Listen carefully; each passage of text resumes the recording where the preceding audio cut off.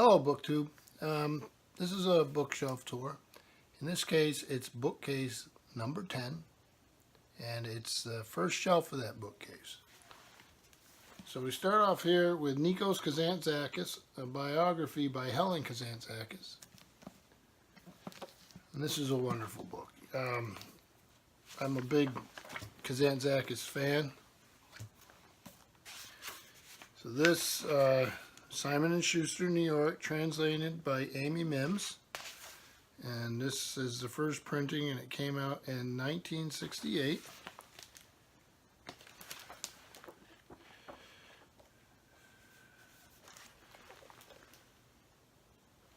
I've always been a big fan of Kazantzakis and his writing, and it's a nice volume to have.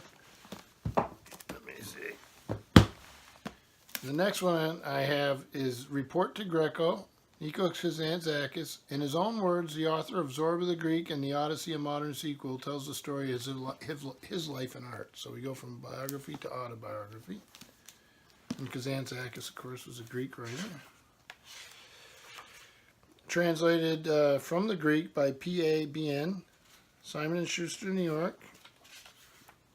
And this is a second printing, and it is from 1965.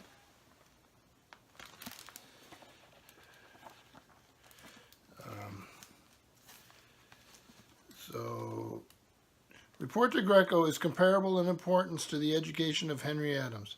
It is not a formal autobiography, but rather the summing up by a great artist of a lifetime's ideas, work, experiences, and friendships. In it, Kazantzakis searches for the roots of his own genius, describes his early interests in Nietzsche, his apprenticeship with Henry Bergson, his travels through Russia in the early days of the Revolution, his tempestuous and deeply moving friendships and loves, and, above all, the agonizing and never-ending process of artistic development that culminated in a whole series of inspired masterpieces. So the next one I have of his is a real beat-up old hardback, St. Francis. And this is translation from the Greek is by P.A. Bien again, and it's Simon & Schuster, New York, 1962. Then one of my favorites of his, I only have in a paperback, is Nikos Kazantzakis, Freedom or Death. Look at that cover art. And this is Ballantine Books, New York. It has a preface by A. Den Doulard and is translated by Jonathan Griffith. Paper's getting a little yellowed here, but I can't part with this. Says 1955, 1956. Freedom or Death is a novel on a heroic scale about the rebellion of the Greek Christians on the island of Crete against their Turkish conquerors. Against the background of compelling reality, the odor of lemon trees and saddle leather, guerrilla fighters, pack animals, and tobacco, Turkish bazaars and Aegean ports. Kazantzakis poses mighty opposites. Captain McAllis and his blood brother, the noble Turk, Murray Bey, fighting within a relationship of love and hatred, vendetta, and patriotism. Nikos Kazantzakis was born in Crete in 1885 and died in Germany in 1957. Then I have a book of his travel writings, and this is Kazantzakis on Russia. And that's a chronicle of 3 journeys in the aftermath of the revolution, translated by Michael Antonakis and Thanasis Mascarelis, Creative Arts Book Company, Berkeley, 1989. And if I mispronounce any of those, you can see them right there. So, volume of his journals. Then we have another old hardback, not in very good shape, The Greek Passion by Nikos Kazantzakis. And this has, translated by Jonathan Griffith, Simon & Schuster, New York, 1954. And his big volume, not a slim volume of poetry, his big volume of poetry. The Odyssey, a modern sequel by Nikos Kazantzakis. Translation into English verse by Kimon Fryer.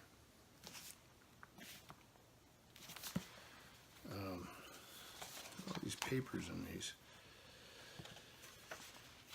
Illustrations by Gika, G-H-I-K-A, and this is Simon & Schuster, New York, 1958. Hopefully I've got that lined up so you can read it. Let's see, it has an introduction here. So, let me see. Give you a general idea of the verse. I'll find some of the illustrations for you so you can see what this kind of long poem like this, it's not to everybody's taste. I enjoyed it. So then we'll move to a history here.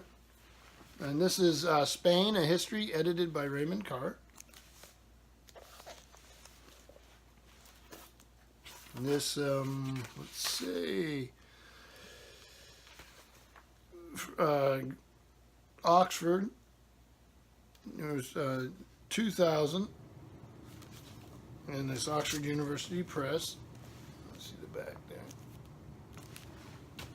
there. And we got one of these penguin black spine Cervantes by Don Quixote, or as I used to say as a kid, Don Coyote. Right. This is translated by John Rutherford with an introduction by Robert Gonzalez Echevarria. And Penguin first put this out. This is actually, according to this, the 2001 printing. Then here's one of those biographies I really, really enjoyed. This is Lorca, Dream of Life by Leslie Stainton. This is a volume I'd highly recommend. I just learned so much from this. Farrar, Straus and Giroux, New York. This is 1999.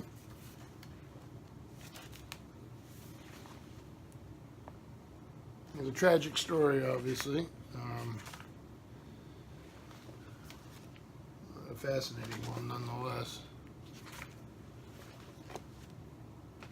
So, Spanish poet. Here's a novel that I've forgotten all about. The Creator's Map, a novel by Emilio Calderon. Paperback. I have no idea why I still have this. This is why we do this, so we can maybe do a little weeding. I'm not going to read this again. So this is Penguin, and it came out in 2008. This version of it. And another one of my favorites is Isaac Dinesen, Out of Africa, the Modern Library Edition, which I think is lovely. That little woodcut on the cover, absolutely love it. And papers. Another version of that woodcut. So this is second Modern Library Edition, 1983, and a book I really enjoyed. Then we're going to get into another author I like quite a bit. This is Orhan Pamuk. He's a Nobel Prize winner. This is Other Colors, Essays and a Story. So there you have it, and there's the author, a Turkish writer. Translated from the Turkish by Maureen Freely, Alfred A. Knopf, 2007. And then this is his novel Snow,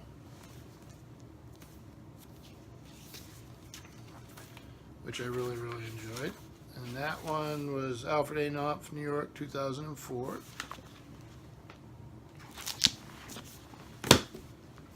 And here is The Museum of Innocence.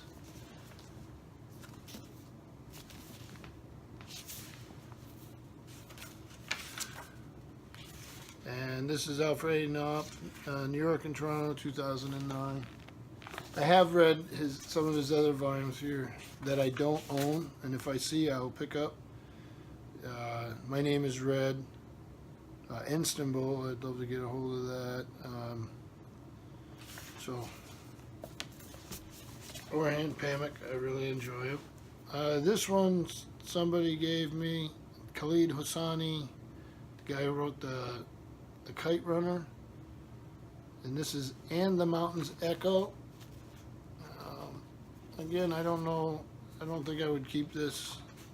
Probably be something I'll weed out. There's two of them right there. And here is the Book of Saladin by Tariq Ali. This one is a verso book out of London and New York. This is 1998. This was, I thought, was a part of a series. The Book of Saladin is a fictional memoir of Saladin, the Kurdish liberator of Jerusalem, as dictated to a Jewish scribe, Ibn Yaqub.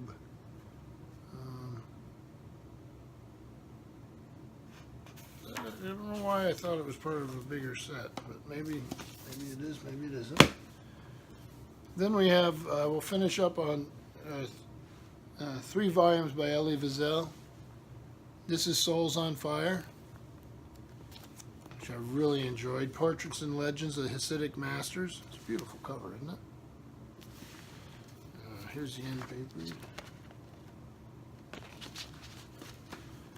And this came out as New York Random House, translated from the French by Marion Wiesel. And this was 1972.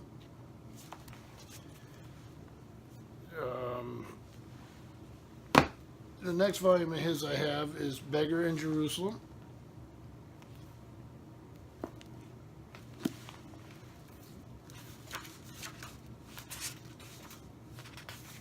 And this is translated from the French by Lily Edelman and the author, New York Random House. And this is 1970. And then finally, finish up the shelf with The Same Sea, a novel by Amos Oz. Another one I really enjoyed. And this is Harcourt Incorporated, New York, San Diego, London. 1999. Translation copyright was 2001. First U.S. edition. And it's translated from the Hebrew by Nicholas DeLange in collaboration with the author. So that does it for the 10th Bookcase's first shelf. Thank you, BookTube.